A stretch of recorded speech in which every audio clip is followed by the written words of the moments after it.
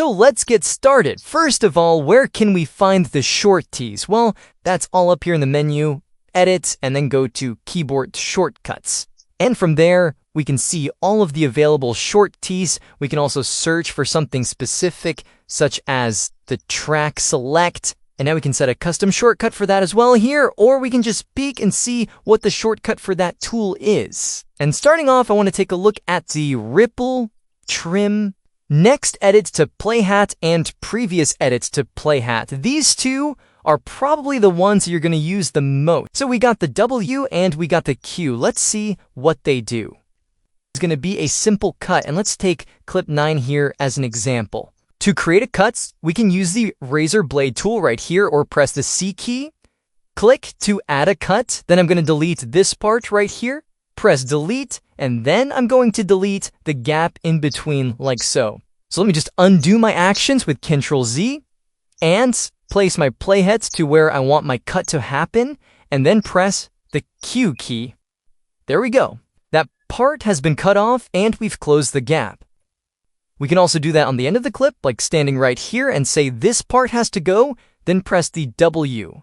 We're going to ripple, trim, delete everything next to the playhat or previous from the playhat. Now talking about adding a cut using the razor blade 2, we can, yes, press the C button and I click somewhere on our clip to add a cut, but that are again too many actions. Let me just undo that. What we can also do is press Ctrl K to instantly add the cuts where my playhead is at. And what I actually like to do is change the add edit, because that is what we're doing. The Ctrl K, I just like to change that to the C, which is the razor blade tool. Press OK, and now we can just use the C button on my keyboard to add cuts instead of using the razor blade tool, which I never use. For that, I'm going to need some music or sounds. Let me just take anything right here and place that in the audio track. I'd like to expand the height of this track, and one way to do that is by holding down your Alt key and scrolling in the track to enlarge it. But there's also a short key, and that is Alt and then plus on your keyboard, and that will actually expand. Let me just double click right here on my timeline to maximize that panel for a moment, because as you can see, it will actually enlarge all of the audio tracks. We can also press the minus key to decrease that size. And the same thing can also be done for the video tracks with Control plus or Control minus.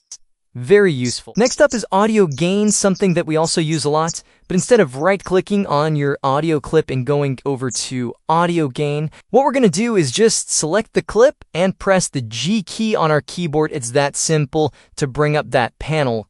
Cancel. Remember that. G from gain. And for video clips, speed and duration is something that we use often. For that, we're going to use Control R to bring up the clip speed and duration panel. From here, we can also reverse the speed or change the interpolation. It's right here in our toolbar, and it should be somewhere right here, rate stretch tool, but we're working with short keys, so press the R on your keyboard in order to stretch out clips like that. So I'm going to go to my keyboard shortcuts. I'm going to look for full screen.